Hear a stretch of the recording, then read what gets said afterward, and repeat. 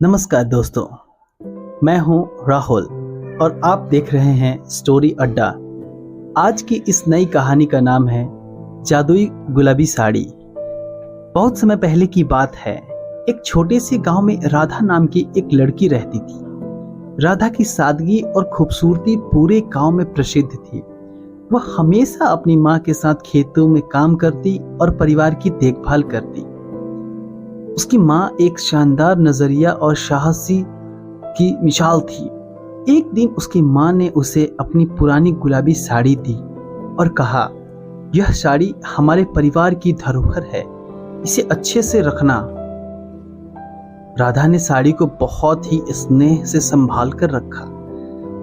वही साड़ी उसकी माँ की थी और उससे भी पहले उसकी दादी की। लेकिन राधा को इस बात का बिल्कुल भी अंदाजा नहीं था कि यह साड़ी केवल एक साधारण साड़ी नहीं थी, बल्कि जादुई थी। एक रात जब राधा सो रही थी, उसे एक अजीब सपना आया। उसने देखा कि उसकी साड़ी के चारों ओर एक हल्की रोशनी फैली हुई थी और साड़ी के सुनहरी चमक आ रही थी। अचानक एक परी उसकी साड़ी से प्रकट हुई और बोली, राधा, यह साड़ी जादुई है। इसका प्रयोग तुम्हारे जीवन में कुछ खुशियां और समृद्धि लाने के लिए कर सकती हो।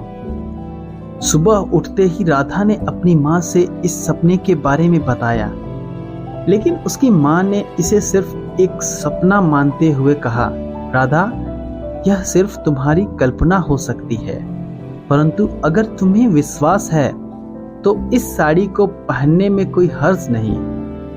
राधा ने उस साड़ी को पहन लिया और उसके बाद जो हुआ वह वाकई आश्चर्यचकित करने वाला था। जब वह खेत में काम करने लगी तो हर पौधा को छूने से तुरंत फल और फूल से भर गया। उसका पूरा खेत हरा भरा और सुंदर हो गया। गांव के लोग ये चमत्कार देखकर अचंभित हो गए और राधा की खूब तारीफ करने लगे। कुछ समय बाद गांव में सूखा पड़ा, सारी फसलें बर्बाद हो गई और लोग बहुत परेशान हो गए।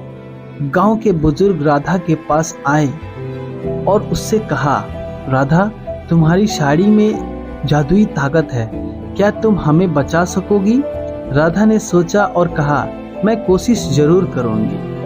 राधा ने अपनी साड़ी पहनकर खेतों में जाए सारी जमीन पर हाथ फेरा। अचानक आकाश से बादल छा गए और बारिश शुरू हो गई। पूरे गांव में खुशी की लहर दौड़ गई। सभी ने राधा को धन्यवाद दिया और उसकी साड़ी की खूब तारीफ की। गांव के राजा को भी इस चमत्कार के बारे में पता चला। राजा ने राधा को अपने दरबार में बुलाया और सम्मानित किया। राजा ने राधा से कहा, तुम्हारी इस साड़ी ने हमारी प्रजा की जीवन की खुशहाल बना दिया। तुम सच में एक महान आत्मा हो। राधा ने उस साड़ी का केवल लोगों की भलाई के लिए इस्तेमाल किया।